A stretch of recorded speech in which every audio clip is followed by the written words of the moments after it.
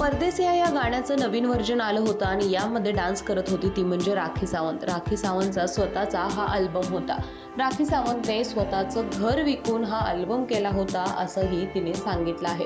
ती म्हणते, माझं राहतं घर मी विकलं आणि तो मिळालेला पैसा प्रोडक्शनमध्ये लावला आणि माझं अल्बम सॉन्ग मी काढलं आणि ते चांगलं हिटसुद्धा झालं. या गाण्यावर मला शाहरुखने कॉमेंटसुद्धा केली होती. शाहरुख म्हटला होता की खरंच तू खूप छान गाणं केलेस आणि ते हिटसुद्धा झालं आहे. या प्रकारच्या अनेक सॅक्रिफाईस करून राखी सावंतने स्वतःचं नाव कमवण्याचा प्रयत्न केला. पण त्याचबरोबर राखी सावंत नंतर ट्रोलसुद्धा झाली. बॉलिवूडमध्ये तिला जी जागा मिळायला हवी होती ती मिळाली नाही याची खंत ती नेहमी सांगताना दिसते. तरीसुद्धा बॉलिवूडमधील अनेक दिग्गज लोकांसोबत राखी सावंत आपल्याला नेहमीच कोलॅब करताना दिसते.